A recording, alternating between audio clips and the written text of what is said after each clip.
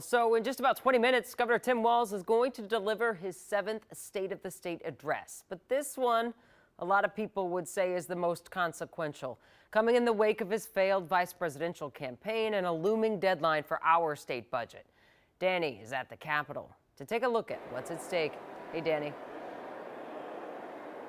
Hey there. Well, lawmakers are starting to file into House chambers ahead of tonight's 7 o'clock State of the State speech, and there's a lot of security here given the presence from Governor Walz. According to a spokesperson for the governor, he is expected to touch on both national and state themes in his address tonight. On his town hall tour through states like Iowa, there's a responsibility in this time of chaos. And Nebraska. We're doing these town halls because I'm hearing the primal scream of people say, just do something. This seems illegal. It's crazy. Governor Walz has positioned himself as one of the Democratic Party's most visible critics of President Trump over the past few months. I'm going to go use the platform that I have and hand them the megaphone to talk about this.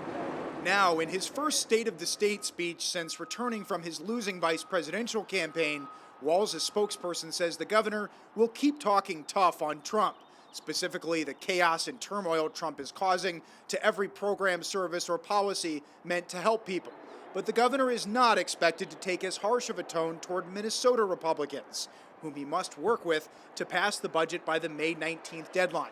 Under GOP Speaker Lisa Demuth, Republicans have a tie in the House and have an equal say on all budget bills. Under the power-sharing agreement the party struck after that 3-week DFL walkout earlier this year. We obviously are not going to agree on everything. That's a reality. But looking at where we came from as session started and then stopped and then restarted and where we're at, I think our co-chairs now in this tied situation have done an excellent job working together. Before lawmakers went on their break earlier this month, Demuth and her DFL counterpart Melissa Hortman both seemed optimistic about getting the budget done on time. I think I was pleasantly surprised that we had budget targets on time. That could have certainly resulted in impasse.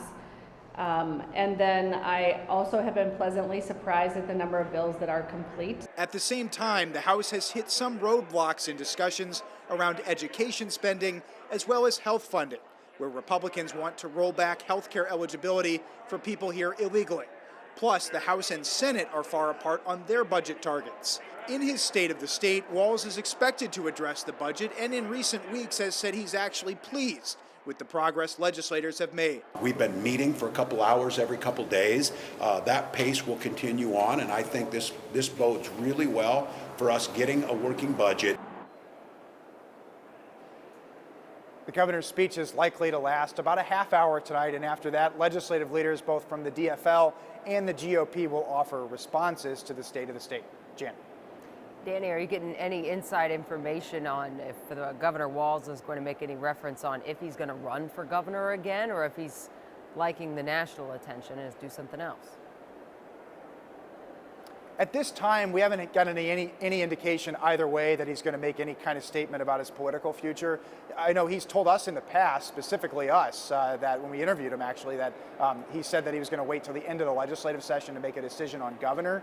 So probably still several weeks away from that decision. All right, Danny, appreciate it.